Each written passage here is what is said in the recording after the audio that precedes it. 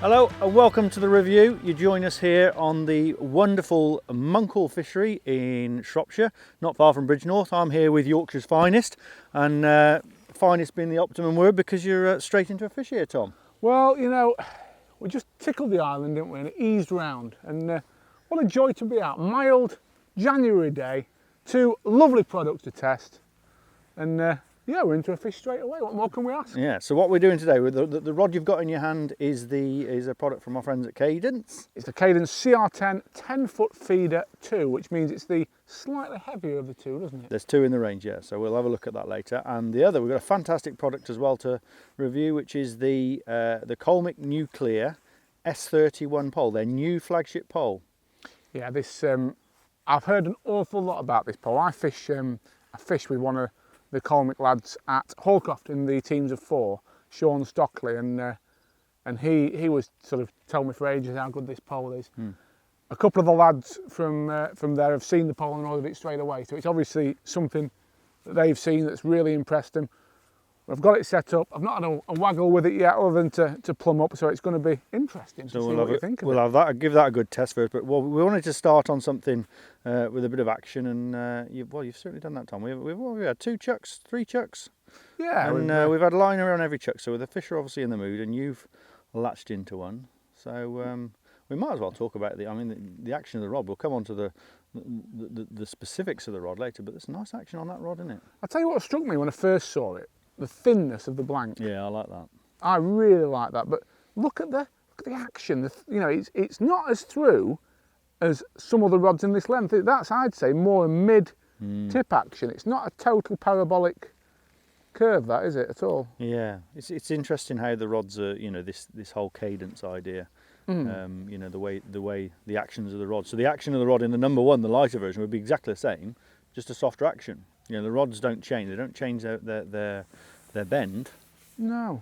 Oh, nice little sir. mirror. Look at that. What a nice way to start the day. It's lovely, that, isn't it? He wanted that wafted, didn't he? He did. So you've been here before. This is my first visit to this fishery. This is your first time here? Yeah, and that's daft because you live in Sheffield. I live in Herefordshire, which is an hour away. Yeah. But you've been here plenty of times, haven't you? And I haven't. This is my first trip. It's lovely. It's right in the middle of, well, we're middle of nowhere, really, aren't we? It's Monkhopton, which is, as you say, between Bridgnorth and Craven Arms. Yeah. You know what, Dave? That hook is officially in. You just scored you. What hooks are they, mate? QM1. Is it a little small QM1? It's not a QM1. Oh no, it's not. It's a Preston. Sorry, it's off my other pollock. Look at that little belter. Look at them. He was hungry for a winter fish, wasn't he? Absolutely. Gorgeous little, nearly as pretty as you, that one, Dave, I think. Not in the same league, but it's still nice, isn't it? Yes. That's a good start then. So you're gonna catch me another one now. I'm gonna. So do you think they're gonna have a go today? I mean, we've been on a few of these winter shoots before, haven't we? Where it's gone a bit. It's not always easy or whatever, and we don't want it to be easy, Tom. We're men who like a challenge, but we are. But we like bites as well, don't we? We do like bites. It's interesting. I'd say we're right on the cusp today. I say that because it's been absolutely freezing at the weekend, wasn't it? It was. Yeah. It was freezing cold. Today it's lovely and mild, 8 degrees. That water temperature, I took the temperature when we got here, 4.8, so it's rising. Bit of cloud cover. We just need to hope that, you know, I know £25 on this lake at the weekend. Jamie Hughes. You do your research, you do, didn't you? Oh, I do. Listen, Dave, it's fail to prepare, prepare to fail, me old beauty. You know what I'm saying? That's very true. But yeah, so just going back to the venue, this is a venue. Like I say, I've started hearing about it. You know, you hear about a venue, you hear it mentioned in match reports and stuff like that. I don't know how long it's been here, but like I say, it's the first time I've been here. But it's quite nice. Isn't it? It's lovely, like sort of lots of different lakes, isn't there? You know, medium-sized lakes. They're not little, tiny little. Corners, you know, they're decent size. You know, there's some obviously like this. There's some running line work. I imagine waggler works at certain times. Lots of pole work. So there's a bit of variety. Oh, that's lovely.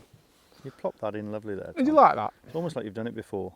Only once or twice. And the weights at this venue in the summer in particular are absolutely ridiculous. It's a big weight venue. It's £200-300 to win. Dear. But some people don't like that, Tom. Some people don't, but some people do. Yeah. And it's nice to have the option, I suppose, isn't it? Yeah, I always think it's great, and it always makes me smile when anglers moan about too many fish. You know, it's you'll never hear me doing it, Tom. But yeah, no, it's obviously well stocked, and it's well kept as well, and lovely pegs and good solid platform. That straight away. Crikey, Tom, you're on a nest. It made me smile. Ben Stanford, who's behind Monkhall, he's a good friend of mine. I've sort of followed the development of this place really, because Ben sort of first approached me when I worked for the magazine to do a little bit of promotion for him at the venue, and I sort of said to him at the time, you know, the hard work even then when I saw it was done, all this lovely otter fencing. I'm saying F1 on this one. F1? I'm saying F1. I think you're right. Sorry, go on, you're saying the development of the fishery. I was right. Look at tell that, you what, David, you're like the fish whisperer, aren't you? Yeah, the development was done, and I knew that anglers would come because he's just got everything right. The facilities, it's clean, it's, you know, a lot of fish in the place. Look at that. Oh, even unhooked itself. How considerate. Quick release, that one. That was nice, that. There we are, look. Let's have a look at that. One of these F1s. So these are the... And you've fished here a bit. Are these standard size for here? Are these like sort of fish? Probably a small one for some of them in these lakes, to be fair. A lot of shallow fishing in the summer and that sort of thing. Well, the nice thing is there is a lot of shallow fishing, but also there's an awful lot. You saw that mirror we had. There's a lot of carp, 3 to 5 pounds. So if you like your F1 shallow fishing, then it's perfect. If you're one of these anglers who'd rather maybe fish for a few less bites, but bigger fish, you've got the option to do that as well. And with that, Dave, I'm going to pass you the rod. Can I have a go? And I'll let you have a little go with this Cadence Beauty. Let's swap round. Okay. It is a nice slim blank, isn't it? Now, can you get your leg over all right, mate? Yeah, it's still. I'm 46, but I'm still managing it. Oh, that's all right. Look at that. A little bit slower than I used to. But I've heard the trouble when you get to your age is not so much getting on, but getting off. Is that true? I wouldn't know. I couldn't possibly comment on it. Now listen, we've got to be a bit serious today, Tom. Why? Well, we had a complaint. We did. We had a complaint on the last video. Someone said, "I wish they'd stop messing around and just get on with the review." Yes. Now, I'd like to think that humour is a part of our. It's our USP, Tom. We're funny. We're funny people, you know. People have said to me they think I'm a very funny man. Well, odd was what I heard. But it depends how you say it, doesn't it? But I don't think, you know, I can't do it, you know. Straight, serious humour. I thought that was the whole idea, is it's not too, you know. Yeah. Who wants to sit and just listen to two blokes talking about fishing kit? No, I'm with you. It's I've got to have a bit of that was beautiful. I like that. It was looped in with precision. It was, wasn't it? You wait till there's a bit of wind, then you'll change your mind. Yeah, it's I'm not going to stop being taking the mick, Tom. I can't imagine a time when I've ever been with you and not taking the mick out of you. So we did have a comment on the last video about too much innuendo as well, too much smuck. Yeah, that's you. That is. I don't get involved with that. I do think it was slightly ironic because the guy who commented, if you ever look on the last video, the comments about 2/3 of the way down was Jeremy Hardcock. So you're not telling me that that's a serious comment. His name was Jeremy Hardcock. Yeah. Now, see, you had the rod on your knee, didn't you, Tom? That's very unpopular in this day and age. But however, the way you've got your rod set, that was like I was fishing on a river then when it up in the air. I do rage against the machine occasionally now. So does Jeremy Hardcock. So, let's have a little chat about the features of the rod. I mean, we've done quite a lot of Cadence products on this show up to now. We haven't done a feeder rod on a commercial feeder rod, though, have we? We haven't done any feeder rods, have we, for Cadence? We haven't, no. But I mean, I think because we have obviously seen a bit of the brand, it's fair to say we're building an impression. And I think it is fair to say everything I've looked at, certainly, I've only ever been impressed. You know, it's really well built. How much is this rod? $119.99. So it's, you know, less than a third of what you could pay for a 10-foot rod. You know, if you went to one of the real sort of more expensive brands. Yeah. So all right. So let's have a look at usage. 10-foot rods. What are we using 10-foot rods for? 10 foot's a nice length, isn't it? It's you know, for this sort of venue, or for even little liner there, Tom. Oh yes. Score in a minute. We're gonna score. Yeah, so 10 foot, you know, like, or, you know, reservoir, something like it could be like a sort of a 20, 30 yard chuck, something like that. Oh, they're having a look, Tom. So yeah, I mean, this is the thing with the Cadence project, is that they are not saying this is a bomb rod, a method feeder rod. this could be a bream rod, it could be a rod for fishing on, small rivers or whatever. That's the big thing. And I know when I spoke to James at Cadence, he's always been keen to impress that we don't call it a pellet waggler rod or a bomb rod or a method rod. Exactly. Well, it's all about the cadence, the bend of the rod. And so, all right, so in this instance, we're using this as a little, what you call plopping a method feed. I think that's actually the correct term, isn't it? Plopping. Plopping a method feeder out there, but we could be chucking a bomb, popped up bread, something like that. Absolutely. A little open ender for skimmers. And it is, as you say, it's that diversity which makes 10 foot such a nice length. I think the big advantage to a 10-foot rod, to me, is you can play fish a lot easier. They come up a lot closer to you than they would with a 12-foot or a 13-foot rod. Yeah. And also, I personally find it easier to cast at shorter distances with a shorter rod. So, I'd struggle to be as accurate with a 12-foot rod as I can be with that, chucking at lengths up to 30 metres. Having spent some time with you, Tom, I can confirm you're just better at casting short distances generally than you are at long distances. Absolutely. Just something I've noticed. But so the rod itself. Crash helmets at the ready. Is what you're saying. When you were starting, I was quite impressed. You managed to get 2 casts in the same lake. That's it. Yeah. You've got to spread the feed, haven't you? Yeah. The rod itself, I set this one up, and I got the tip. There's 3 tips for this, and even that was quite nice because there's 3 tips. They're all, this is the number 2 rod, so this is the stronger one of the two. Not stronger, it's got the more power, I suppose.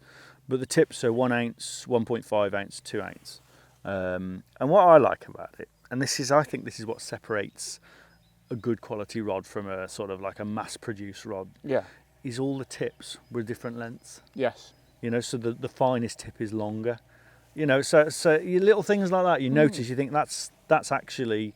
There's thought gone into that. Yeah, there's thought, and there's a reason for it. And it's a real nice fine tip in all fairness. And I was thinking, all right, we're chucking, all right, I know. So if you go back, we did a project with Shimano, didn't we, where we looked at the rods that Nick Speeds has had a hand in, and those very fine tips, 3/4 ounce tips or something, weren't they? Yeah. And there was a definite, reason for that, and they were designed for a specific purpose. Whereas this is an all-round rod, but I'm looking at the fine tip thinking, well, actually, if I was bream fishing, if you wanted some sensitivity, braid fishing, something like that, or roach fishing, sometimes on the, when the rivers are hard and you're having to fish like a little ground bait feeder to pick off bites, an odd big roach or something like that, then the rod, the tips are designed as such that you can do that. And and as with as we said on that video with that little Shimano rod, I personally favour a light tip for everything I can get away with a light tip for, because if we have a big liner now, it's not going to dislodge the feeder. Heavier tip, more chance it's going to pull the feeder out of place, which is why Nick designed them rods in that way. So again, for these rods with the 1 ounce tip, that's just, yes, you could have a 1/2 ounce or a 3/4 ounce, couldn't you? But that's pretty soft, isn't it? That's the 1.5 ounce put on there, and like I say, there's no problem. We've only just a slight turn of the handle, and there's a good bend. You've got a little bend, and like I say, if you get liners, it'll cushion those. Well, so what 3 sizes did you say it comes with? 1 ounce, 1.5 ounce, and 2 ounce. Right. Okay. So it's quite a small window of sizes, But then I can't see why would you want a 3 ounce tip on a rod like this. You wouldn't, would you? I can't see an advantage. Yeah, so I think it's back. They've got that bang on. It's the whole the whole package with the Cadence now is you can tell I could tell this was a Cadence rod from probably 10, 12 yards away. They've got their look, haven't they? They've got the dark blank, black blank or a grey blank with white writing. And the handle, the aesthetics of that, really nice. It just works. It's simple. It just works. Bit of cork on there, bit of neoprene. Did you say aesthetics? Aesthetics. Don't you mean aesthetics? Isn't that the American terminology? Aesthetics. Aesthetics. Is that what you get when you see a nice sort of 18, 20-year-old walking down the road in gym gear and you're walking behind them? Aesthetics. I'll get arrested. Yeah. So innuendo again, see, Tom. It's you. Yeah, if you want some innuendo, I'll give you one. Anyway, enough of that. Yeah. You haven't caught one, Dave. I know. This it takes me a while, Tom, but once I get going, there's no stopping me. I chucked it a little bit further than you chucked it, in all fairness, didn't I? But... Yeah, it's interesting. It'll all depend today, won't it? And it's so often the same on winter sessions, whether we find them fish come to bait or back away from bait. Yeah. But in all fairness, if it, winter fishing, you generally you'd expect to wait for a bite, wouldn't you? It's just you had one virtually on the drop that F1, and the first one we only waited 3 or 4 minutes, didn't we? And as we're talking, one's just topped this side of the feeder, so that's a good sign. Yeah. Hopefully, we'll. I'm just going to line her there. Let's see. Oh. It'll go, Tom. It'll go. I'm not impatient in any way, shape, or form. Especially in these surroundings, Tom. Pheasants clucking away. Clucking, do pheasants cluck? I don't see any reason why they wouldn't. No. Chirping away. Yeah. Someone doing some work in the background. That's inconsiderate when we're trying to film in it, Tom. Oh, absolutely. Chainsaws at the ready. Power tools. How dare they work on a weekday? Yeah. I'm thinking about writing to the local MP, to be honest. Oh, listen. Hey, I tell you what, this was the area that caused the controversy, wasn't it? Shropshire North. Wasn't this where Boris just got defeated and the Lib Dems got in? Possibly. Yeah. This area. Yeah. Yes, quite possibly. It's a lovely part of the world, though, isn't it? I love filming here. It's always every project I've done here. It just looks great. Loads of fish and nice surroundings. What more can you ask? As commercial fisheries go, I'm going to say it doesn't get any better than this. Especially when you're sat on the box and the tips fly around. Well, there was a comment on the last video that said the float seems to go under a lot more when it's in Dave's hand. So it's nice that people see, the other side of the coin because, there was some slights on my bollow fishing prowess. Which but we both get it, didn't we? I was getting some as well. Something was said about that you basically. You came down and wiped the floor with me on my own venue in the festival, which, in all fairness, the results don't like, Tom. But I must say, I can't take credit for another bloke's work, and to beat a man on the tactics that he told you to do, how he told you to do them, would be. Some would consider it rude, wouldn't they? Well, it would, but you did well on the river, didn't you? But I'd say I did. You did put me right, mate. I did see the comments, and it was clear that day that there was generally more fish caught in the rod in my hand. But it looks like it's going to flip full circle, and today is going to be your finest hour. That'd be nice, wouldn't it? This is when it goes round and you catch a 21-pound common, isn't it? I don't deal in small fry. Come on, I want to bite now. I'm getting liners. Do you think I've set it up wrong? No, I think patience is a virtue. I think it's going to go any second. Okay, so we must remember that we are doing a fishing video as well. What have we got set up on there? We've got one of the real mini hybrid. There we are, Dave. I think that's on. Oh, do you know that wasn't, Tom? That was a great big liner. Was it really? Because when I pulled into it, then it was snagged. So it's gone into the line and snagged the feeder into the shell.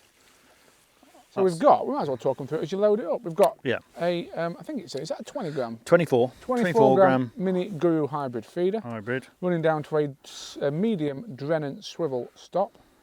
A 4-inch hook length. What line do you use? That's 015 reflow power. 015 reflow power. We've got a nice mixture of the fishery micros and a few of the Fuka 2-in-1 micros just to give it a little bit of scent. And a Bait Tech, is that a? It's a wafter, it's an 8mm wafter. 8mm wafter on the band. Juice, smell them. Oh yeah, juicy. Yeah, but and then we've got a Preston, I think it's is it KKM? A 16 Preston KKM hook. Yeah, so. I'm going to just say something. Go on, get back in and we'll chat a little bit about this because something interesting happened to me last week with regard to this kind of fishing. Right. Oh, that just tickled the bush. Tickled the bush. Right in there. I didn't like the landing on that one in all fairness, but Tommy won't be happy with that. But it went where I wanted it to go, which is. I think if it's going to go, it's going to go in. Unusual, Tom. Unusual. Yeah. So what I was going to say, right? I don't do a lot of this kind of fishing. I've done a bit of it in the past with moderate success, and so I booked on this golden rod qualifier at Bonington's, and I did a lot of research about it. I sort of watched a few videos, spoke to a few people. An old ringer, Steve Ringer, he's not so bad at this, is he? He catches a few. I've heard of him. And one of the things that just took... Oh. It's a liner, isn't it? It was a very active liner, wasn't it? Mm. One of the things he said that I thought was really struck a chord with me, and it was a constant theme as well between a few of the other good videos I watched on hybrid feeder fishing is being different. The importance of making your feeder, the bait on your feeder, your hook bait, different to what everybody else has done. Right. And he does it by, he had some of that boiler crush, Ringer's boiler crush to his micros, and in the video he got a few different wafters on there, but in that match, I did the same. I thought, you know what, I'm going to put some Fruca micros in the micros, I'm going to put some Corda goo on the feeder, and I think it's just about doing everything you can to make what you're offering a little bit different to what everybody else is offering sometimes. Yeah, and maybe make it stand out. I assume you put those like him using the boilie crush and you using your thing. That's colour as well, isn't it? That's adding colour to bland colour in the micros, which fish generally would. You'd rather that fish feel comfortable over. Sort of something that blends in a little bit, but then something to catch their eye as well. Is it you'll know more about this than me? Is it carp? Is their eyesight something like 15% less effective in the colder water? I'm not sure. Yeah, I think that's a fact. I think that's a fact, Tom. Really? I think it's like 50. Their eyesight is reduced by 15% in very cold water in the depth of winter. So that's why your bright baits like your corn and things like that work so I love white. that. I love that. I can't believe I've just told you a fact. I'll probably be wrong. Someone will come on and say, it's 4% or something like that. I'm sure 15% is what. I wonder how they got to that figure. Did they survey 1,000 carp? And of 1,000 carp, they found. Well, no, they just found all the carp in the winter were wearing glasses. Contact lens. You're lying straight away though. I think these fish are active today, and I think we'll find a way. I think today, I'll be honest, I think when we pick the pole up, it'll be a lot easier to catch them because we'll be able to work a bait a little bit, flutter it past the nose a little bit, and put it to them, as they say in the trade.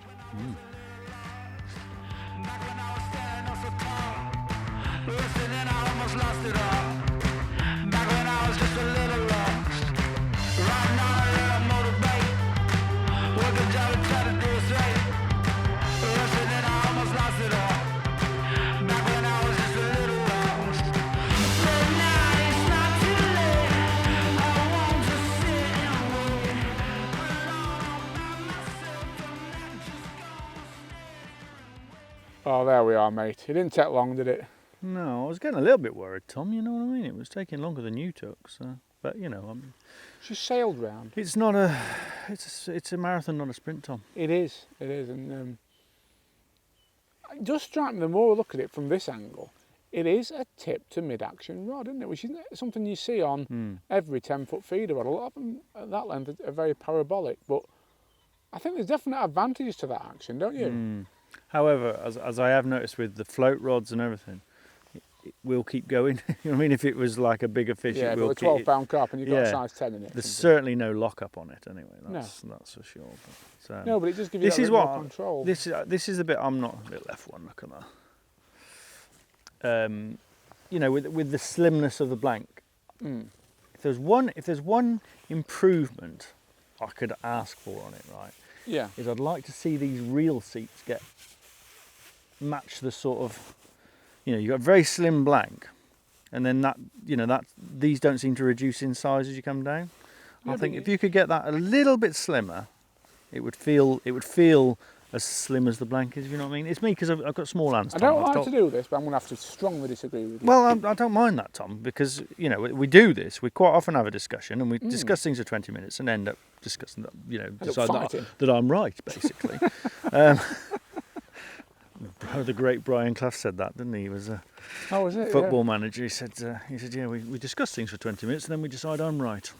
Well, but no, I'm just saying, and it's me and my small hands again, Tom. I guess I can just feel things, and I just think that's such a nice slim blank. I'd love to feel just a slim, and I'm sure it's pretty impossible to get a real seat much smaller than that. It's not. No, remember Daiwa with the old Aerity range did it. They had plastic here all the way down, they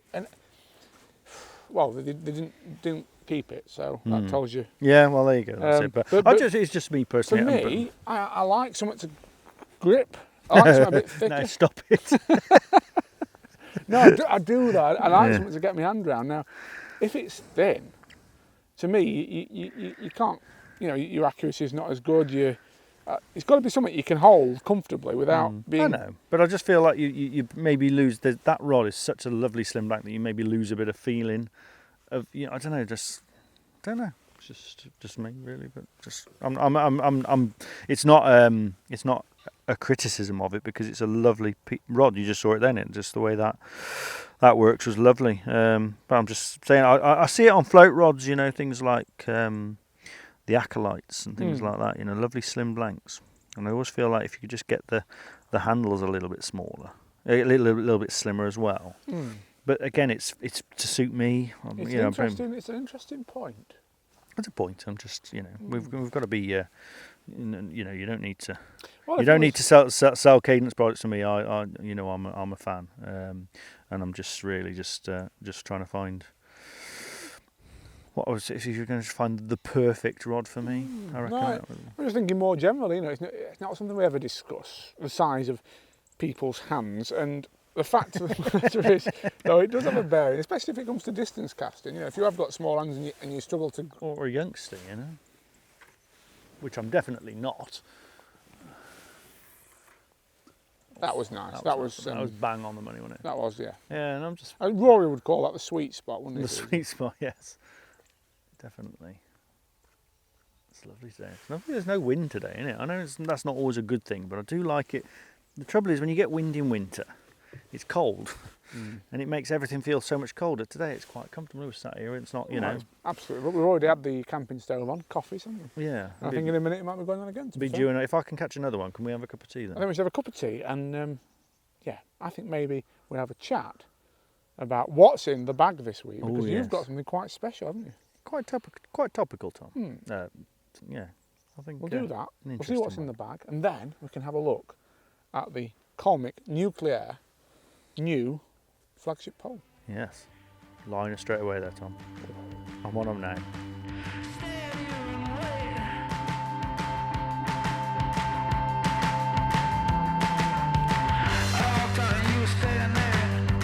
Look around at you across the street.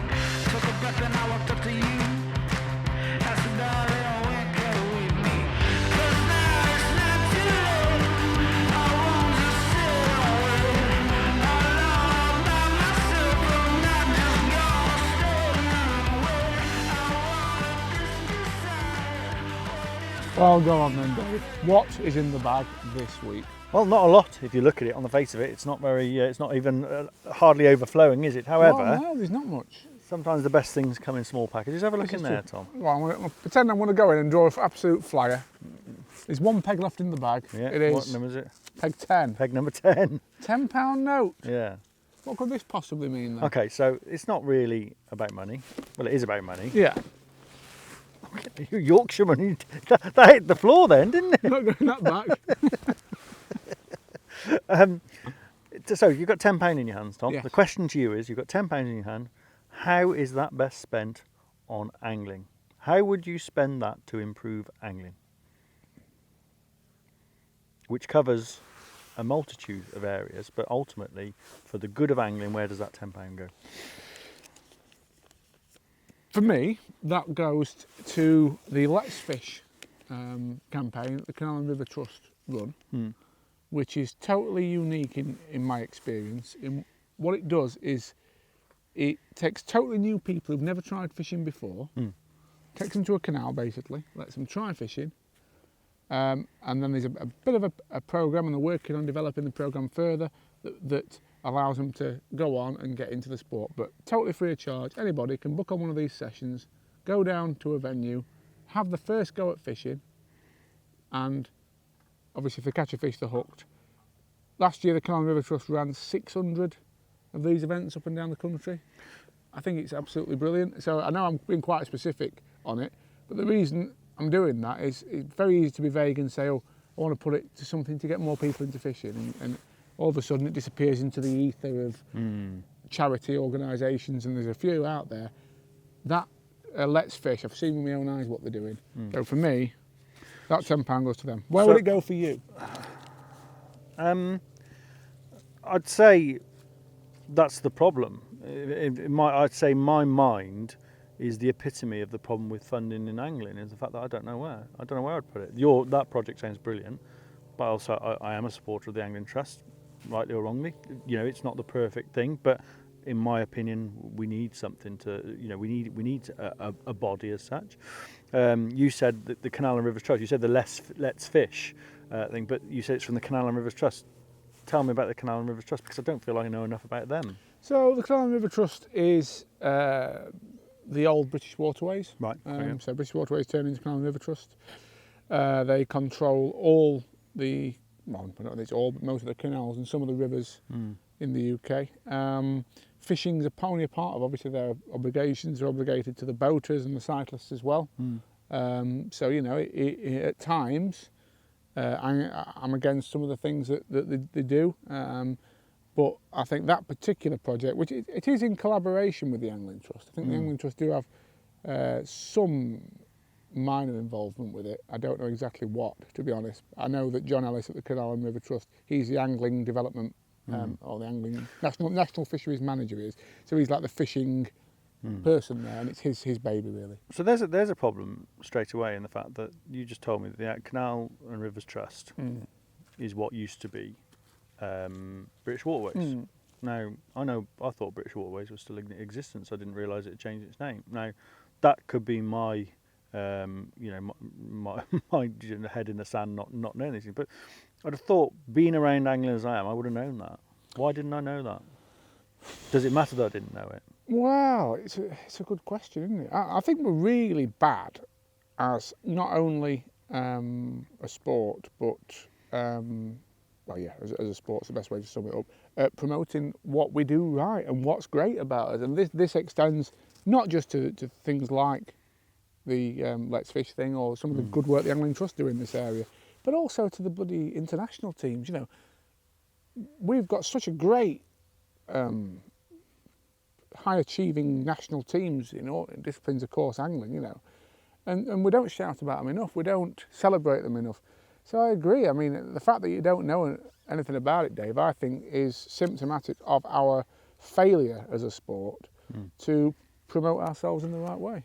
Okay, so of the money you pay already, okay, of the money that you pay every year without fail, you've got your rod licence, which goes to the Environment Agency. Yeah. You join the Angling Trust because you fish Angling Trust competitions. Yeah. Or you join Angling Trust because you believe in the Angling Trust. I don't stick with the idea of joining because I believe in the Angling Trust.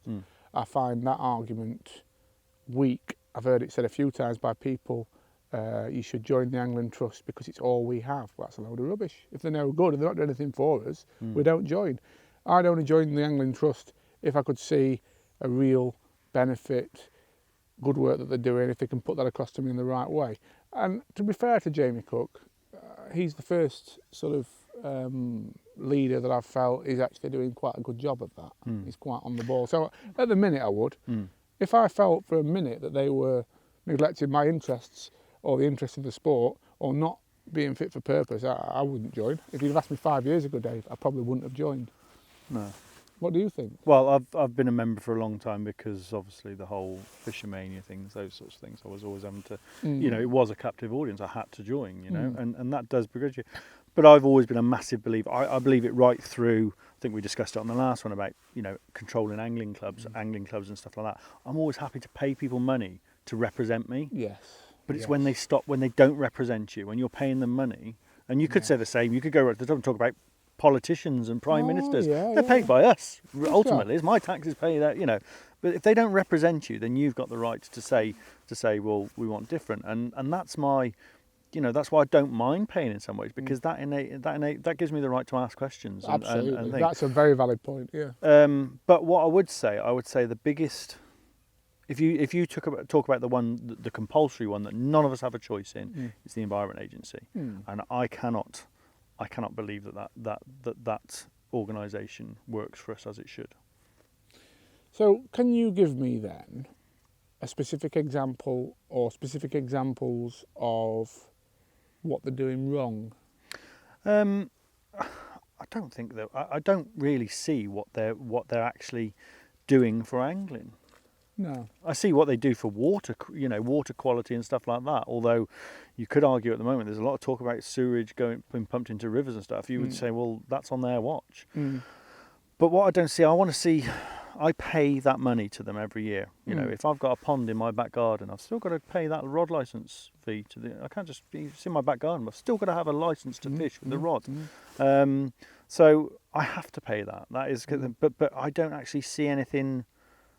You know, I don't see any great benefit. I see people like Angling Trust and the Canal and Rivers Trust, those projects saying, you know, other trusts having to get involved to bring these new ideas to angling and to bring new people to angling. I don't see, you know, we should be the flag bearers for the Environment Agency because we're one of the biggest funder. Well, we are the biggest funder. You know, and they might have it might be a government thing, but if you take of all the pastimes, water-based pastimes, canoeing, kayaking, swimming, what have you, none of them are paying anywhere near what we are. So we should be the poster boys.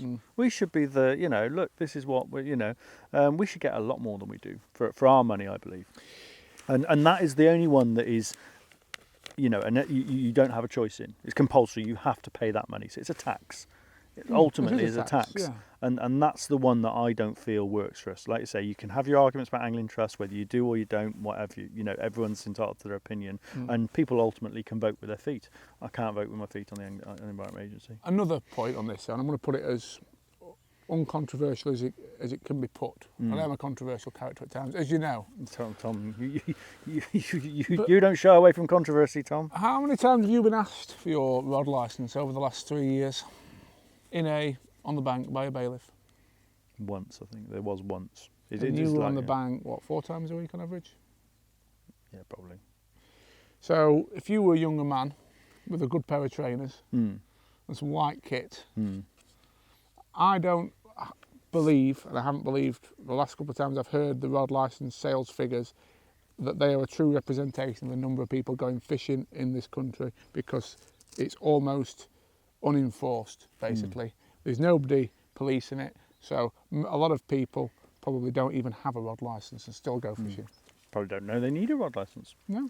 I don't know. I just don't see enough. I don't see enough presence, like you say. There's not enough of it around, and I just feel like it's a tax on us. And I say I see many issues. Obviously, I know I see a lot more on the river and stuff like that. But I see a lot of kayak use, and I'm all inclusive. The river's there. It's a natural leisure facility.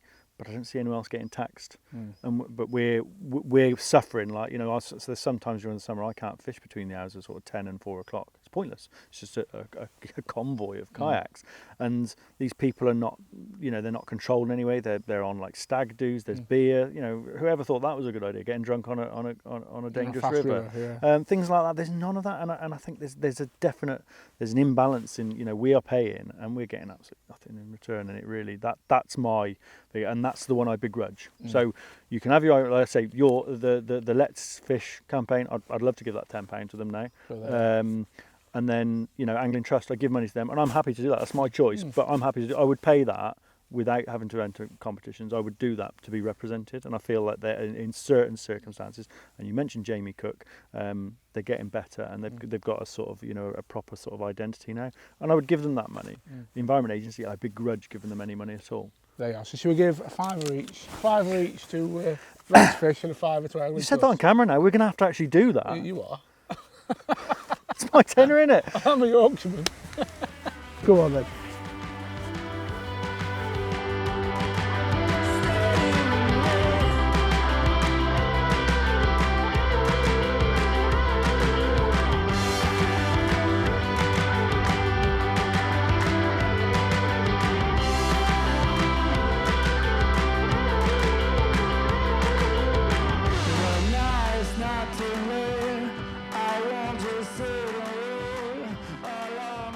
So Dave, tried and tested.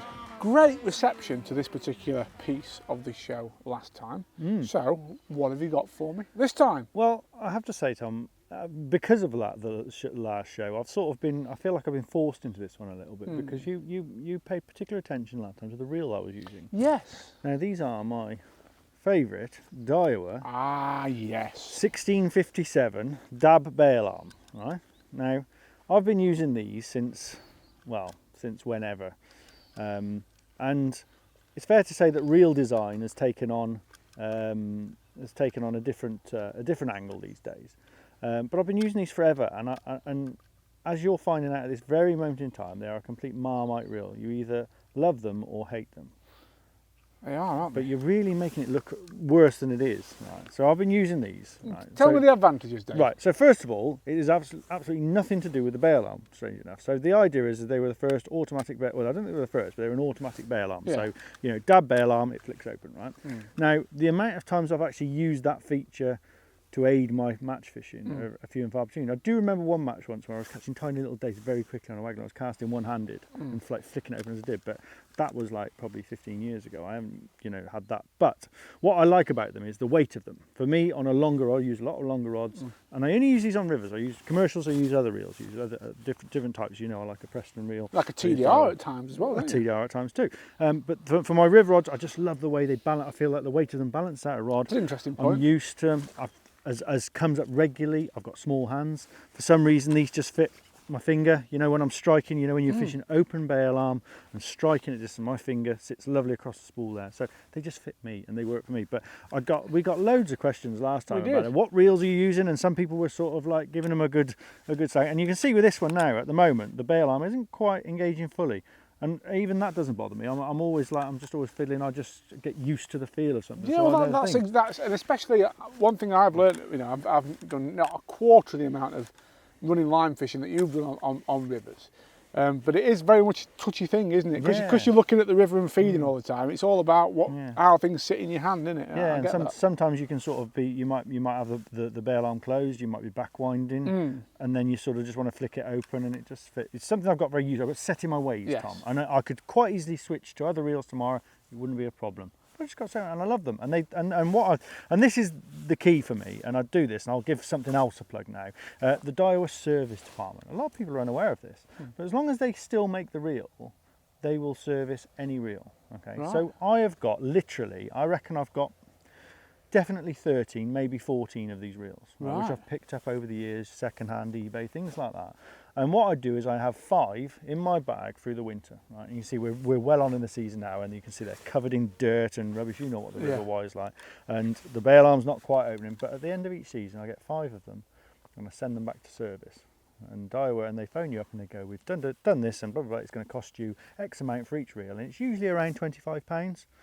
And so I'll perhaps spend £125 on 5 reels, and they come back and they are absolutely spot. You know, that bail arm, you flick it and it flicks open lovely, and that. And it's just a service I've been using for quite a few years now, and I do it every year. And for £125, I've got, you know, 5 reels that are as good as new, and I just sort of keep rotating them. And it's just something I've used for years, and that in conjunction with getting them serviced, for me, you know, they're tried and tested. Well, they If absolutely, not a little bit Marmite. They absolutely are. And you know, I always enjoy. One thing I love in fishing generally is, you know, when you meet a brilliant angler, a master of his craft. I'm not just bigging you. You are. Oh, you're talking about me then? Yeah, you are brilliant at that sort of running line. You know, well, everything else as well, but that in particular. And you see a quirky little product that they use and make their own. Yeah. And I think that's one of the most interesting things you can discover when it comes to fishing tackle, because, you know, I've never seen anybody else use these, No. but you And love them and you use them to great effect. So And it's like I watch you playing with it then, and I'm like, you can see it just looks horrible. It looks absolutely horrible. But when they're in my hands, they feel right, you know, and that's what it's all about. all that isn't it? matters, mate. Yeah. Right. What have you got for me? I've got something a bit more modern, I'm afraid. So come with me and I'll show you. You youngsters. Well, Tom, that's quite a. So you look like you're set there with a submachine gun or something. You're ready to go. But I'm assuming, from my basic knowledge, that you've got yourself a nice pole roller there. I've actually got myself 2 of these because they are brilliant. They are the best pole roller I have ever used, and that's a big statement. It's a big statement. What do I like about them? Who are they made by, first of all? Matrix. Right. Okay. Yeah. So, Matrix. My old mate, right, Sean Little. He very talented guy, great product development guy. Did some brilliant products at MAP. A few years ago, slid over to Matrix. Slid over, did he? And all of a sudden, Matrix are doing some great products as well. They are. And this, I love. Few simple things that I love in a flatbed roller. First of all, it's quite heavy, which I think is really important. You don't want to, you know. And I think we've moved on from the days of lightness is no longer an advantage, because we don't walk. I don't want a light pole roller. No. But it used to be, didn't it? You used to get Oh, these all yeah. like that aluminium frame, and it was like your pole, your expensive poles falling over. No. You don't want that. So yeah, there's a good weight to that. Good so weight. nice It's and chunky. stable. These obviously lovely, soft and pole friendly. Easy and fast to put together. I've had this, by the way, a year now. So And no sign of wear on the. This is like a foam product, isn't it? So it's like it's obviously a Yeah. It's obviously durable. It's Yeah, I taken. mean, these uprights are a bit stiffer than they used to be, but if I gave them a clean, I'm sure they'd be better. But that's the thing you want in it when you're shipping in and out, I always think. They do still work as well. They all work. That one's quite a lot more free running. But the real plus with these rollers, obviously they're brilliantly functional as I've just shown, but it's the adaptability and how you can suit them to the bank around you. So, two things. First one, these. If you want to lay it flat on the ground. Oh, I like that. Yeah, that was the first thing I was going to ask you. Was what if you've got you just got a bank behind you or something? Well, like that? they go down on the ground like so, and I use them like that at Hallcroft often because you've got a bit of a steep bank behind you. Right, that's that. The leg locking mechanism, obviously you want a stable roller as well. So with these you can have them anywhere from there to there. And all I'm doing with that is, as you can see, pushing in and it'll lock in at any number of angles all the way around. Generally for me it's it's that one. Nice and easy. And that's different to a lot of rollers I've seen with 4 legs, is usually the 2 legs move as one, don't they? Yes. They're in and out as one, whereas those are independent. Oh, they're perfect. So if I just show you what I get that set up right, how I tend to do it. And again, you can see it's quite fast to do. And you can see we've got, these are single telescopic legs, or sorry, double telescopic legs as supplied. But what I do on most banks, 90% of banks, I've got in the case that they come with, you can buy separately these, which are extensions. Oh, right. So you bought those separate, or did they come as a I bought these separate. Right, okay. Shall I hold that then? Yep. While you Well, to be fair, it's easy enough. You just literally whittle them on. There's a bit of grit in that from Hallcroft at the weekend, but then that locks in place. So effectively, what length could that go to effectively? Well, if that was fully extended as well. Yeah, if we go and go, I think that's it at that. That's that one. And then we can That go one. like that as well. Right, so let's have a look at that now. Let's put it in real man's. My word. Now, what you can also do, if you're so minded, is put another leg extension on the end of that, so you could go on forever. So like if you're having to go over a wire fence or something like that. Yeah, you've got the flexibility to do so. And again, well made product, because I've had this now 12 months, and as you can see, all the mechanisms are still working. Yeah, I like these lock systems. There's no, not like the old we used to have screws and threads and stuff like that. It just takes all that out of it, doesn't it? Exactly. It's a really well made product. I've just actually invested in the V roller to go with it. Right. Because with that, again, I think it's these same extending legs fit it, and you can take that to any height. Okay, so just an idea, what price would that be? I don't know. They're over 100 quid. Right, okay. But man, with your money, it doesn't matter, does it? It's not so much that. But it's ultimately, and it is a point that's quite often missed, especially as sort of newcomers to the sport. Spending a lot of money on a pole. You know, you're shipping it. You're not going to ship it across gravel and rubbish, or if you put it on a rubbish pole roller, it just blows over. Yeah. It's worth that investment. These are an expensive product, but look, that is a year old. It's as good functionally in terms of the clasps and the mechanisms as when I first bought it. It's more adaptable as far as I can see than anything else on the market. And I would go as far as to say these are the best pole rollers I've ever used. And I think with, like you say, with Matrix, I've got a couple of their side trays, and there's a lot of thought goes into it. You know, they are bringing out some really, you know, with the accessory side of things. I think they've upped their game again on that, and so I'm impressed. When I earn your sort of money, Tom, I might invest in a couple. Stop it! You are the wealthiest man in Herefordshire, I've been told. That's not a very high bar to set. You must be. You're a salmon angler. All salmon anglers are rich. No, they're not. I'm a poor man's salmon angler. Shall we go and use these poles? Yes, go on. I want to see you slide in some carbon across it now. Go on, let's slide on then.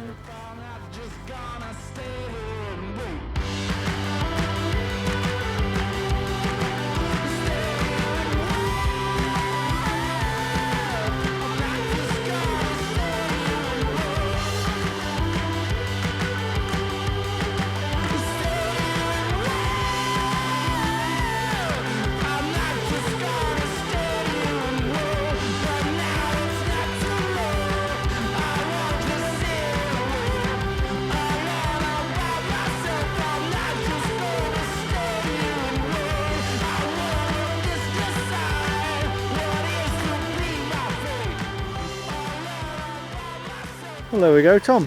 That didn't take long, did it? It didn't take long at all, did it? My first fish on this lovely new Colmic Nucleare pole. S31 to be exact. The S31, yeah. And first impressions, Dave, when I pick it up, it feels a really, really strong pole. The section strength, the wall strength. You said the finish as well. It's got a nice fit. You like straight away. You like the feel of it, didn't you? Yeah, it goes through the hands nice. But look at the reinforcement in areas. You know, is that what that is? Is it? Yeah, you just sort of feel like, or I feel anyway, like, you know, it's I wouldn't say it's a power pole, but it's certainly a pole you could do anything with. It's powerful. Yeah, okay. It's strong. Right, okay. So what we got, we're just setup wise, we've got we're fishing proper winter gear on. We're fishing 011 hook lengths. We've got we're tapping in a few micros. I would say is probably and a bit of corn and a bit of fuca. Yeah. And we've got what's that? An orange hydro. It's an orange hydro in the pole. Yeah. One of the Preston Death Ship ready rigs actually. Yeah, it was one we featured earlier. We might as well use them. They give them us. So. Definitely. Yeah, it all looks nice. I like that hydro. That's just right for this time of year, isn't it? Well, the thing is, often we like to scale down, don't we, this time of year? And the nice thing with that was good, wasn't it? The nice thing with an orange hydro is it's soft enough to accommodate the sort of nods and pulls of the fish, but it's powerful enough to basically man fish in when you need to, isn't it? That's the beauty of it. And yeah, I'm just fishing a single piece of corn. So. The pole itself. So this is flagship. This is top of the range. And so, just to remind me, the predecessor was it something like the F60 something? F66 was the predecessor to this. That was the thing. Yeah. Now, so with this pole, they have obviously upped their design. Now I understand that from what we were saying earlier, that all the top kits from the old range of F66 and everything fit this pole. Yes, well, and that's an important point to make, because when I first took this out the beautiful hard case it supplied in earlier, I was a little bit perplexed, because it basically comes with, to all intents and purposes, 10 power kits, 2.8 metre power kits. Yeah. Which, you know, there's no match kit supplied, there's no sort of number ones in any of the sections. And I think it was you, Dave, who said, you know, if I was a natural venue angler, maybe I wouldn't want this package. Well, that's the good thing, is that's no problem whatsoever, because you know, you can get it with everything that the old pole was supplied with. Could you order your package to suit your fishing then? Is that what we're saying? Yeah, you know, you could buy extras. Absolutely. If you speak to your shop, get them to speak to you know, the Colmic agent, and they would sort that out. But as you say, all the old top kits that fitted the old F66. Oh, did you like that one? That was virtually on the drop, Tom. I think it was on the drop. Was that on the drop or foul up? I'm not sure which.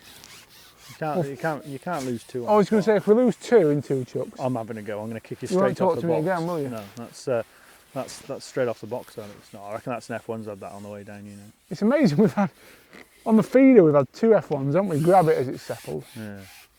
But you can see that finish. Yeah. It's lovely. I see what you mean. It feels strong. What this It's World Cup.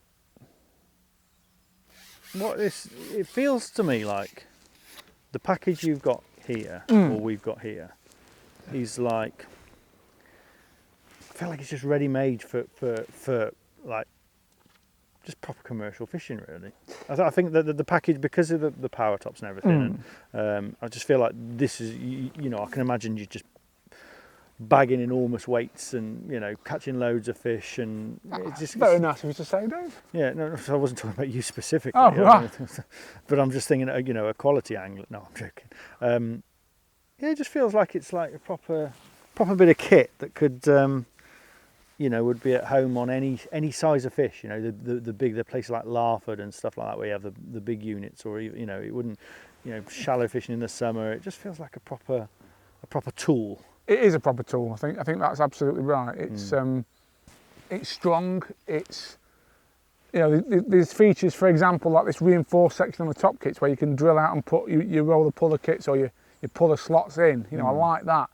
I have to say, I mean, I elasticated that top kit this morning on the bank, which I think, you know, deserves a lot more credit than you've given me so far. But it's... I have got a badge in the car that I will give you at the end of the session. Oh, look, Ooh, at look that. at that. That's nice, if isn't anything deserves credit, it's a large common. That's nice, that is. Ooh, Sir. I like that.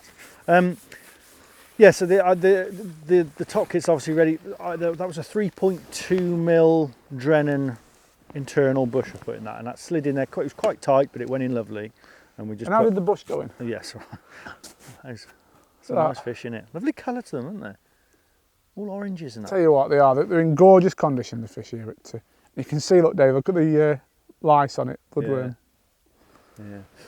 Yeah. So it was a 3.2 internal. That was fine, and then we just put a puller bung, one of the actual cone bungs, didn't we? As opposed to, we weren't going to drill it because it's not our pole. So, but yeah, you've got all those reinforced sections for putting your side pullers in. You can set that up however you want. So talk to me about. So my understanding of poles, you know, Italian poles. This isn't, you know. Is, you know, a pole that was for an Italian market traditionally would maybe not have translated well into this country, because a lot of the Italian or continental fishing is FIPS rules, 13 metre maximum. So a lot of poles that were coming from Europe were 13 metres, brilliant 13 metre poles, but they weren't really making 16 metre poles because there was no demand for it. So what do you think, where are we at now? You know, is a 60 metre poles now becoming more popular abroad, or is it this a pole that they've produced for the UK market? No, I think it's the latter. I think this is a pole that they have produced for the UK market. I mean, Colmic have got some brilliant anglers on their consultant team now, you know. My Ossett teammate, Ben Holmes, he's been helping them. There's not many people win more on commercials through the year than Ben.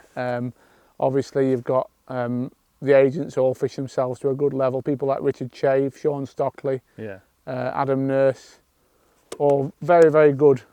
Nigel Evans, he fished the festival with us the other week. Nigel Evans, of course, yeah, brilliant angler. And so you've got a really good team of consultants. And I think what they've done here is listen to them consultants. And, you know, I've been lucky, I've been over to Colmic a couple of times with Catchmore to do some filming work, and I've seen the level of engagement that the company give these UK people. So all the time they're feeding back information to obviously Colmic, who are masters at what they do, making fishing tackle. They're getting the information of what the UK needs, and this is the result really. And it's a point we've made before, but it's important to impress it, isn't it? That Colmic, you know, it's done through agency in this country, but it is massive. It's a massive company, isn't it? Oh, it's huge. It's you know, and I've been blown away in the past when I've actually seen the size of the range of stuff that they do. And you know what? It's not the cheapest, but it's certainly among the best quality fishing tackle I've ever seen. And this pole, you know, backs that up again. It's strong. It's very stiff and responsive at that long length. What I was surprised at, in all fairness, you know, we've done these before, and we'll usually start at 13, 14 metres and then go, oh, let's have a look what it's like. You've gone straight 16 metres, no messing around. Yeah, a couple of reasons for that. I mean, as you say, often we do start at 13 and 14 and a half, but to be honest, Dave, we generally say the same things, don't we? 13 metres, oh yeah, that's very nice. 14 and a half, yeah, that's very nice too. If you're going to spend £3.5 grand on a pole, you want performance at 16 metres. You can probably pay a lot less and get a nice 13 metre pole. Spending that sort of money, this is where it needs to perform. Well, yeah, and yeah, that's a really good point, because I think that is where we're at now, isn't it? If you're gonna spend £3.5 grand on a pole, that's the price tag, isn't it? £3.5 grand for the package that we've got, which is about 10 top kits, cupping kit, 3 dolly butts, which we'll come on to in a minute. But you know, you're getting a full package, but ultimately you're going to be doing some serious fishing, and as you know, top level commercial fishing these days involves a lot of 16 metre work. Yes. So buying a pole that sort of goes a little bit off at 14, 16 metres, it ain't going to cut the mustard, not on that price tag. Oh, so I'm quite thinking, what do you feel, what weight wise? I mean, you know, you make no secret of the fact you use a Daiwa pole, top of the range Daiwa pole. Where are you up to weight and that sort of thing? Without putting the two next to each other, it'd be difficult to make an absolute judgment. I would say this certainly isn't. I mean, the Daiwa, the one I've got, the Daiwa RZ Pro, that's not the lightest at 16 metres. It's outperformed in other areas that impress me. This certainly isn't the lightest at 16 metres either, but it's the stiffness, the rigidity, and the thing I like about this, for such a high performance pole at this maximum length, as I said, it feels really strong. I would quite happily use this for targeting some big carp, or even wild fish on natural venues, because I think that wall strength is there. It just feels solid. Feel like you could throw it about a bit, Yeah, definitely. I mean, look at the reinforcement. We've got reinforcement on the female section of all the joints all the way down. Look, we've got, I think it's on the far, or it confuses me because people keep moving the goalpost as to what sections are which, but I think it's the 5 and the 6 have got some reinforcement a bit further up from the joint as well, just that weave on there. Yeah, I think it's a workhorse of a pole. Do you think so? Obviously, it came with the power kits. We've only got power kits with this today, haven't we? But I'd be interested to see what the difference is with the match kits make a difference to sort of. Sometimes you like when you are fishing 16 metres and you're pushing it up tight to islands and things like that. Yeah. And you get that bit of bounce on the pole. I've found on other poles that's improved by using a match kit with the number 1 removed and bush that up. That's true. There is a difference. It's not fault. I'm just wondering whether there be much difference. I think you're probably onto something, because a fish on. What was that? That was strange, wasn't it? You found a little snag there. That was odd. Now on this, you can see, look, in that 4-5 area, there is a little bit of give, a little bit of movement, which I think you need for strength. As you say, if it was a Daiwa pole, and you were, after ultimate performance, you'd probably be putting a short kit in and a short number 4. But it's all well and good that, and I've said this before on here, put a short kit in and a short 4, it should be stiffer because you're losing over a metre. I was going to say, you're not fishing 16 metres then, are you? No, it's a bit of a fallacy really, but... These dolly butts, I think that's the right term, isn't it? Dolly butt. Yeah. So we've got 3 of these, and these obviously are double-ended, so they turn round, fit in every section back to, I would say, about the number 5, would it be? Something like that? Yeah. 5.9 metres, yeah, number 4, into your number 4. They're all numbered. The thing I like about this, and I've noticed this because I've had poles before where they give you these dolly butts, and these are basically reinforced sections, aren't they, to sit your elbow on, and also just if you're shipping back through a bit of rough ground or something like that. Yeah. They're just giving you that so you're not going to damage your pole, crack your pole with your elbow, that sort of thing. But I've seen companies do it with pole where these come hollow, they just come as a tube of carp, and they're just so prone to getting bashed and trod on and what have you and that. But when you're picking them up and trying to add one on or stuff like that, you're chipping away at a section. Whereas these, and I noticed it on, I can't remember which other pole I held, but they've got the foam. What would you call those? Nose cones? Yeah, are they? nose cone. Yeah. They've all got those both ends. So there's no, there's a guide there if you want to shove. Well, you can't do it on the 16 metre, I don't think, can you? But if you were to shove that up in the pole there, it's a nice tidy fit, and it sort of guides itself in. They float as well, of course. Yes, never thought of that either, but that will definitely help if you drop them in. So an interesting thing with the pole's design here as well, the 13 and 14.5 metre sections, as we'd call them, are parallel, which is different, isn't it? So they would both fit into the same position on the pole. So you could bypass one, is what you're saying. Yeah, exactly. You could leave one out, have this as your butt section. So we'll not do it now, but we'll do it in a minute just to demonstrate. What advantage would that bring then? I think it's just a part of the design, because obviously you mentioned Italian poles generally are made at 13 metres. So obviously I'm guessing what they've done here is took some technology from a 13 metre pole, adapted it into a 16 metre pole, and that's a feature that they sort of kept on there, so it's almost parallel from 13 to 14.5 metres, and this here is the 16 metre section which I'm holding. That was a nice bite, wasn't it? That was nice, Tom. Different taper again. Oh, look at that. It's another good fish, isn't it, that? Yeah. think it's your go when I've landed this, I'll isn't tell it? you what, actually I'm watching it, I want to go, I proper want to go. It's lovely, isn't it? Yeah. There is something about winter commercial fishing, you know, getting bites on commercials in winter, you know, when you can actually feed fish. Yeah. Saying earlier about that, like F1s are so important to the balance of a fishery in winter, aren't they? Yeah. Because if it's just carp, they just sit in a ball, don't they? And Oh, don't yeah. move. But F1s almost, they're busy, you can tap a bit of bait in for them, and they force, I think they force other carp into feeding, you know, the mirrors and the commons into feeding a bit. I think that's exactly right. Because they're busy, like, you know, they're in it. So I love that. I mean, that is solid. It really is. It says on it, like, used with mini butt. So it's this section. It's what we're about with the reinforcement here, Yeah. and the one above it. So that would be the 3 and the 4 as they label. So the 2 and the 3 as they label it. So if you old were money. playing fish on, and that's like you say, that's an Italian thing, not so much about commercial fishing, but you know, like when they're catching on these big carp and barbel on these rivers, Yeah, they'll be holding, you know, they'll be using those sections a lot more, won't they? And definitely. It's another good fish, isn't it? yeah, I've been amazed even when we were at fishing feeder earlier, the way the fish are fighting for winter fish. You know, Yeah. it's not warm. You know, we've had a nice day. We've been lucky today, but it was down to 0 on the weekend. Oh, it was -5 on Thursday night in Sheffield last week. Yeah, that's Sheffield though. In all fairness, you've Very, very chilly. got your own weather system up there, haven't you? Very cold. It's grim up north, mate. It's true what they say. I wouldn't say grim, just a bit colder. So you want to go at this? Can't blame you. Just lovely to keep it so simple, isn't it? We've got here a handful of micros, some fuca, some wafters, and some corn. Yeah, and probably, you know, we don't need half of that in all fairness. We just like variety, don't we, Tom? We do. We do. Lovely those light elastics, aren't they? Yeah.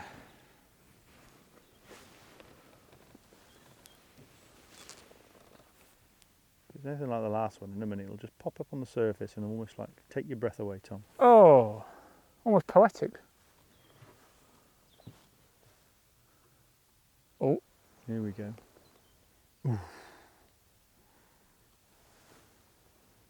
oh, there you are. Look, Oh, there you are. look at that. It's a great fish, isn't it? Common. Lovely. Two nice commons in the bag. What was that, on a corner or on a fuca? That was on a corn, that one. The first one was on fuca though, wasn't it? I think it was. I don't think it meant, like I say, we're feeding these micro, I think they seem to be wanting to feed today and they're coming in on. Absolutely lovely, aren't they? Yeah, they are. I mean, like I said, I quite a lot of success lately mixing a few fuca micros into normal micros. I just think it's like what Ringer said, it gives you something different. But would you catch the same, you know, feeding just corn, just micros, maggots today? Perhaps you would, I don't know. It's all confidence in it, fishing. Yeah. And it's definitely your go. Fantastic. I can't remember the last time I actually held a pole properly on a commercial, but I know it was a lot warmer than it is now. Well, you're on the I'm box, on, mate. I'm on. That can't be denied. I'm on. Oh yes. Right then, so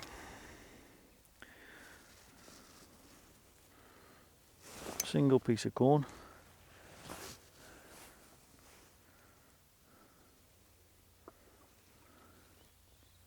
How many micros are we putting in, Tom? 30 micros. 30. 30 micros. I think today's a day for the count, bowls. you actually count them up, or I washed, I've just dipped the end in the mud. I've got to get a little rinse for you, mate. you've not got it dirty? It doesn't belong to us, Tom. You can't be getting these things dirty. Well, there we are. I think you're going to really enjoy this. I certainly enjoyed it. So your marker is see the platform opposite? In the middle is a little bit of wood. There's 2 legs either side, in the middle is a 3rd leg almost. Right. That's the marker. Well, Nice finish, isn't it? it's lovely. It flies through the hands, doesn't it?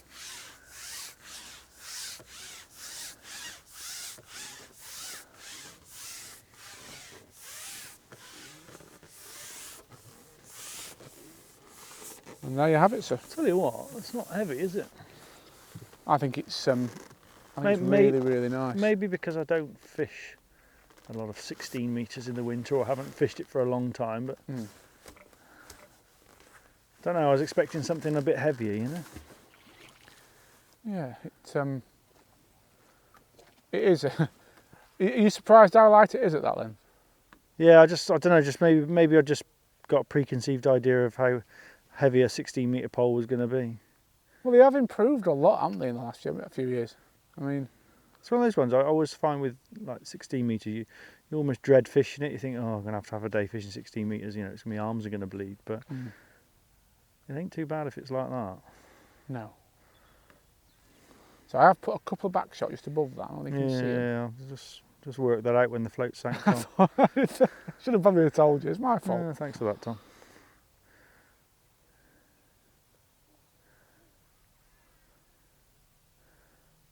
Isn't it nice when it's still like this in winter? You can dot that float down and... You always feel more, like say, some people say, oh, you need a breeze on the water to catch, but I'd always rather be able to just see every little touch on me float. And Absolutely. that's going to sail under in a minute, isn't it? So here's a question for you. I'm a tight northerner, so I'm the wrong person to ask. But we use this term now, flagship poles. You can get them for £3,000, you can get them for £5,000 or more. How much would you spend on a pole? I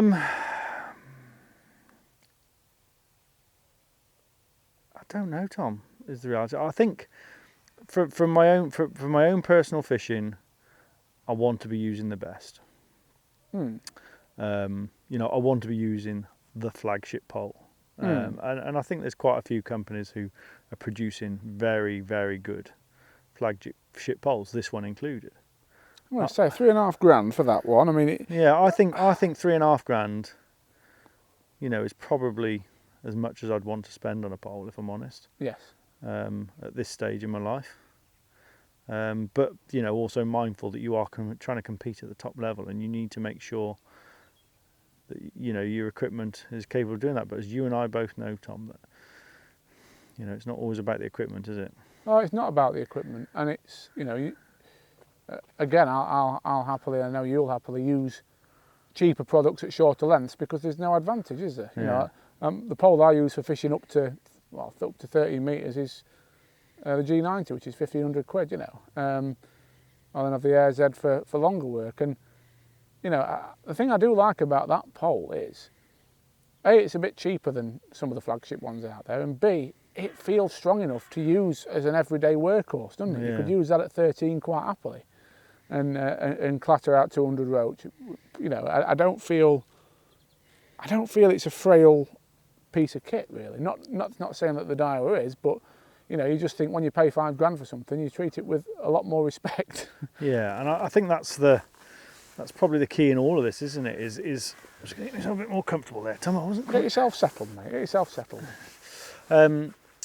Yeah, I mean, it's like you say, £3,500 versus £5,000, and you've got to ask yourself, where's the difference? Where's that extra £1,500 coming from? And like I said, that's not really a question for today, Tom, because it's this pole we're looking at. We're not looking at the most expensive pole on the market. But I suppose the point is that you sat here with this thinking, well, this is very usable. This is very nice. What more do I want? You know, what more performance do I need than what I've got here? And I would say in the majority of cases, I don't think anybody have a problem with using this pole. You know, whatever level they were competing at. I'll tell you what I like about it as well, and this might surprise you. It might put some people off, but for me personally, it's something I like about it. I like the fact it's not supplied pre-bushed, and I like the fact that you can fit your own roller pullers to it as well. Yeah. So, you know, being honest, I took out where I could the interelastic puller kits on my Daiwas because I don't like them, and I put in the Preston Innovations roller pullers. So, you know, that was a faff that I wouldn't have to do if I bought this. It'd be drill it out, put in the pullers that I want, and I'm good to go. Now, when it comes to bushes, I like the highest quality PTFE bushes that you can get, and often I've seen pre-supplied poles with cheaper stuff in. So again, you know, on them models, I'd have to take that bush out and put a new one in, which would be a right ball ache, to be honest. high quality bush is important, Tom. High quality bush is important in all areas of life, I'd say. But yeah, I know what you're saying. But I'm like that. I look at those ready bushed kits and you know, these side pullers and stuff already installed, and I'm going, everyone's different, and you know, for a certain market, I think that's completely right. You know, people don't want that hassle. No. But you're talking about, you know, people who are going to buy a top end pole, a 3.5 gram pole, 5 gram pole. They're generally not going to be your club anglers. Oh, was that on? There was a little line of that, was Thomas. No. You know, so, you know, and anglers like that generally want to do things themselves. They'll have a certain way of doing it. You know, I can't imagine, you know, Andy Bennett has someone else elasticating his top kits for him. You know, you don't. No. You know, no one does it for you. I do my own. You like to have your own little touches. You know, your own sort of way of doing things. So I don't think those, you know, really supplied with ready drilled side pullers and that. I think that's the right way forward on a top end pole. Well, you can get it. This is going to sound very well. I don't know. This might lower your expectations of me, but there's something quite nice, isn't there, about making your pole your own, putting the elastic you want in it, with the bushes you want in it, and the side pullers you want in it. You know, making it your own. And the fact that, excuse me, as well, you know, all these other kits are available. Everything that was available for the F66, so, you know, the Sky kits, the short kits, the longer match kits, all that's available for this. You can have a field day and make a package to suit exactly what you want to do, can't you? Yeah, I quite like that idea. The fact that what they seem to have done with this is used, you know, obviously a similar mandrel or whatever to the F66, but they've basically gone. It's all about the pole. Yeah. Forget the top kits. They're almost like when a company does that, and I know Daiwa do this. They're almost saying, look, it's not about the top kits. It's about what's down this end. This is where the money. This is where the improvements are going. This is where you know, it almost opens it up and tells a story in its own that they haven't got these new top kits or anything. I don't know. Maybe I'm just looking into things in a different way. But no, I don't think you are. I think what they've done is be practical. They've given a pole with 10 kits, you know, that most anglers will use as a basic package. You know, most anglers in the UK do fish commercials, I suppose. You could even put, you know, some lighter elastics through with smaller bushes, should I say, if you wanted to. For me, I wouldn't do that. I'd have to specify and get some. Oh, there you are. Oh. Just I lowered it in then when it just hit the bottom. Man. Just teased it into the mouth. I lowered that down. I'm going to do that again, Tom. Lower it in. Let it go. Let it settle. Wallop. Not that time. £7.12 in the top lip, sir. Yeah. I'm going to have one in a minute, you know that, don't you? Get to your age, pal, you can't afford to rush. No, that's another strength. It is.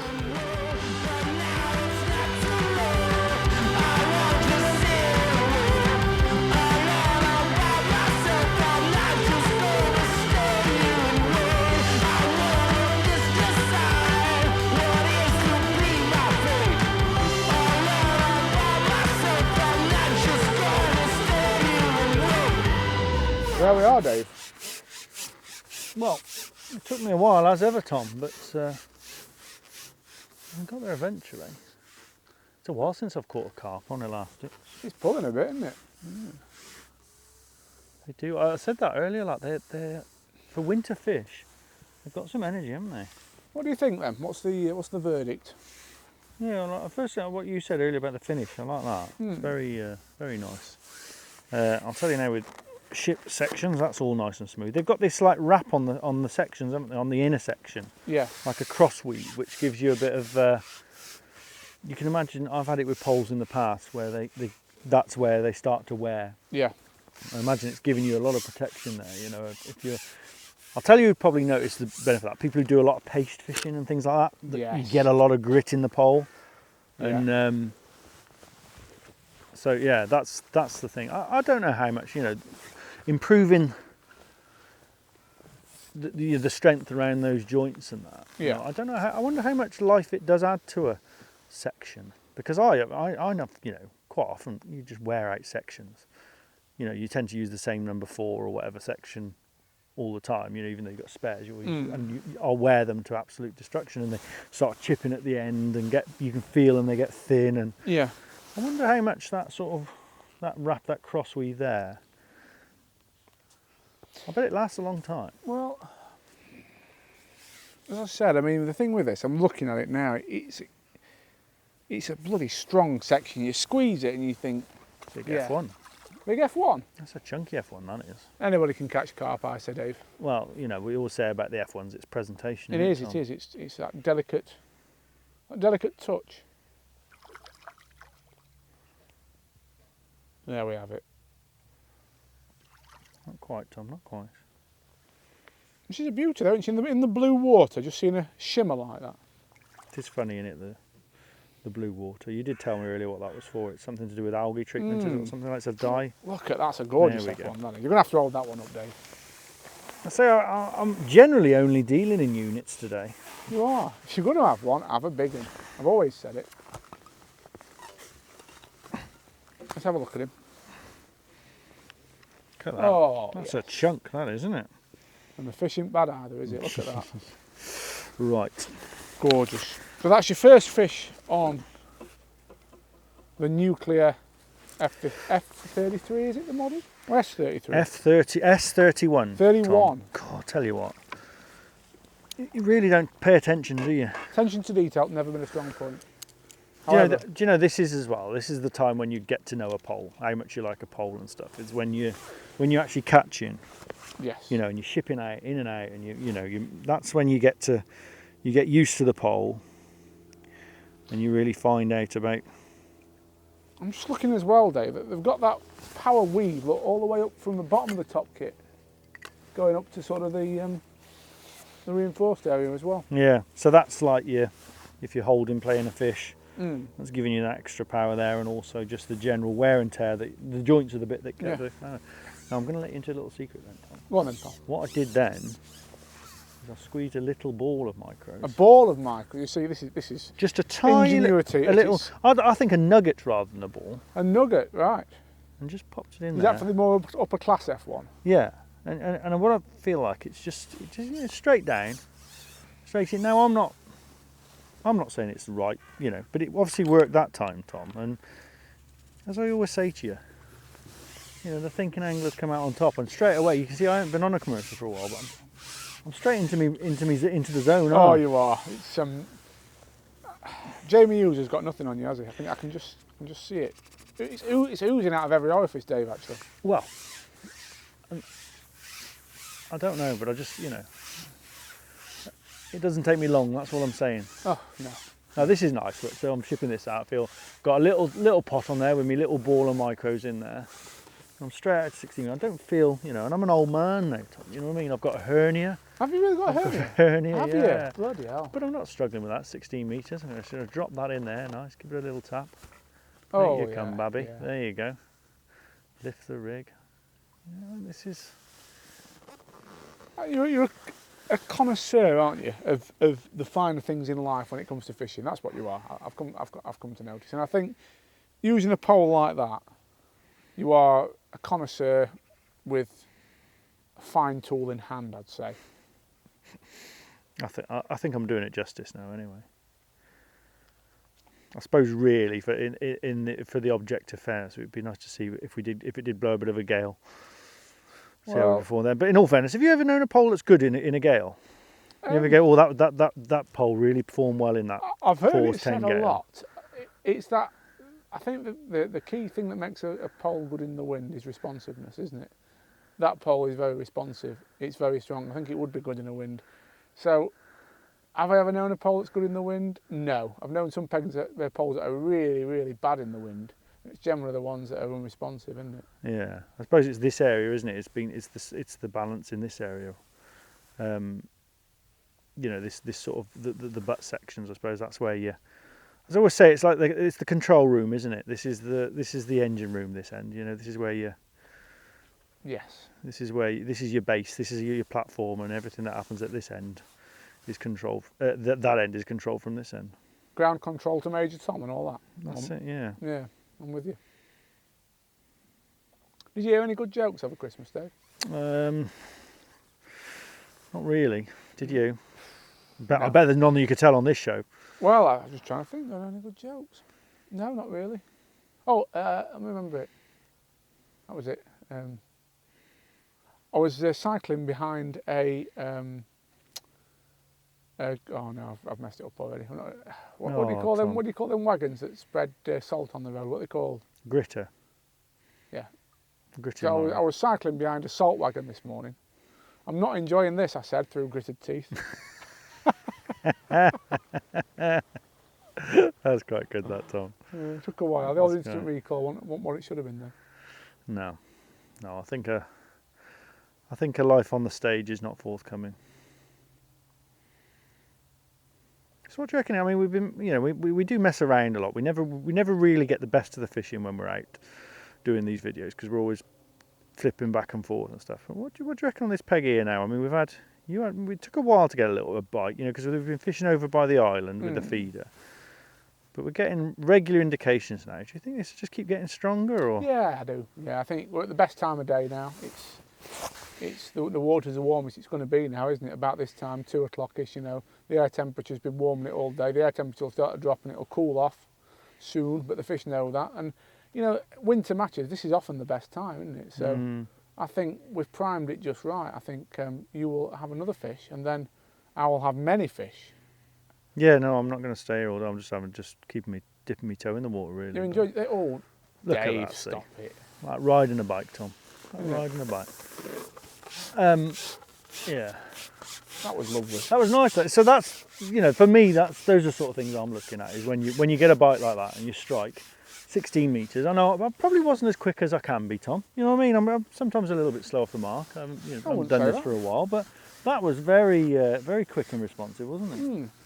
Here's a question for you then, because this is really a matter of personal preference, and I must say that before I go into this one. Top kit length, 2.8 metres. How do you find that? Right, so because people do moan about this, don't they? They don't like long tips. So, and we should point that out that you have the option of you have the option of shorter kits. Shorter kits with this, this, yeah. And I seem to remember from when we did the one before the margin, but they are blue in colour, are they?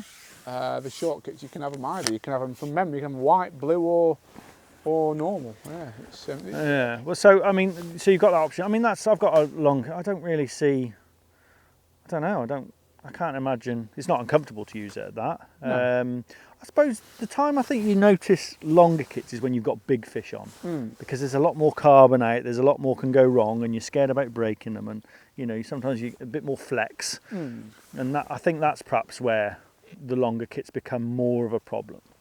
But in this scenario, I suppose it depends on the depth of the venue as well, doesn't it? Absolutely. If you're fishing with like 6 foot of depth, and you've got a 7 or 8 foot top kit. I think it's the power. It's two things: the depth of the venue. I think it's the size of the fish you're catching. I mean, if you were fishing the Larford Lakes on the Special Lake, for example, where you're likely to hook a 15-20 pounder quite regularly, you might want that length of elastic, might you? Fishing this venue, where they're all sort of 4 to 6 pound on average, the carp, might be a bit much. But would you rather have that capability than not? I think you probably would. I've got no problem with the length of the top kits, I've got to be honest, not at this stage. And I'd say if I was summer bagging, I'd have shorter kits on as well. Yeah, for me personally, I'd have them a shade shorter, but these it is personal. These size fish, so they're just lovely to catch, aren't they, on these lighter elastics this time of year? Oh, it's great. What's that, a 3 pound fish, is it? A bit bigger, I think. You think it's bigger? Yeah, I do. I'm going to say it's 4 pound. Okay. Look at that, like it's done the job. Yeah, actually, you might be right. 3.5 pounds. Yeah, they're not huge, are they? But they're just very nice to catch, and weight builders. If Absolutely. you start putting them in the net, you'll sooner, I think.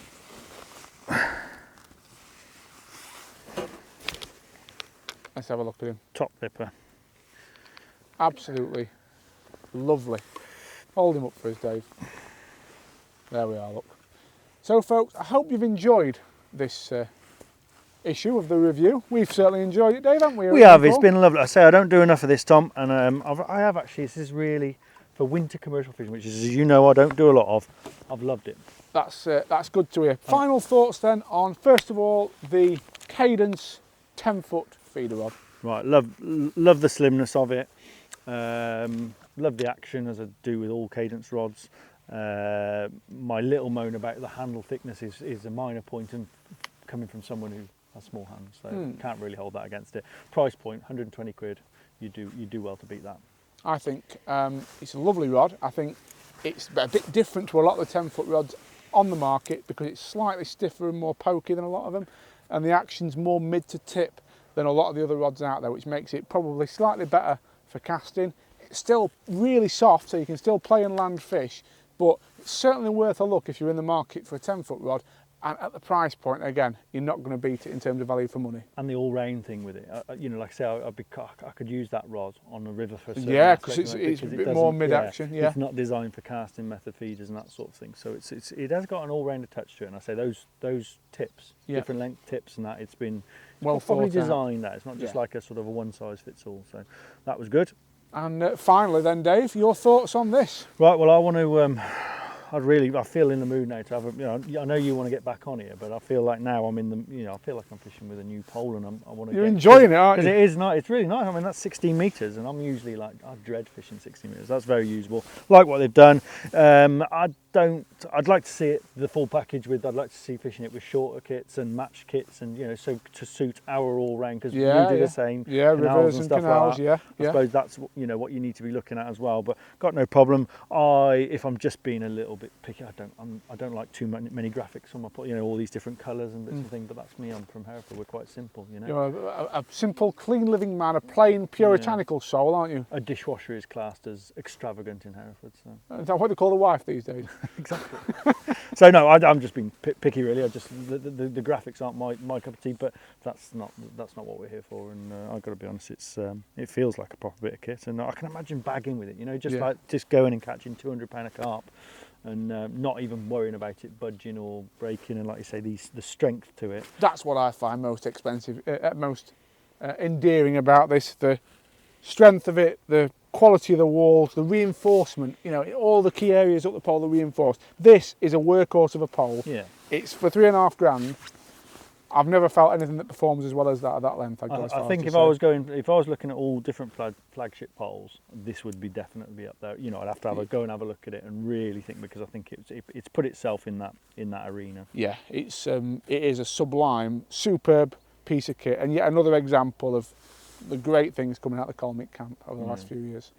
And I must say, the venue today, Monkhall Fishery. First time I've been here, it won't be the last time, Tom. You've enjoyed it? Yeah, I've loved it. Yeah, really nice. And this isn't far from me. This is an hour for me. So yeah, got to say, a lovely setup. It so is. If you fancy a bit of winter commercial fishing, we've had plenty of bites, haven't we? We have. So there you are, folks. Thanks for watching. Make sure you give us a like and a share for this video if you've enjoyed what you've seen, and we'll see you on the next one. See you next time.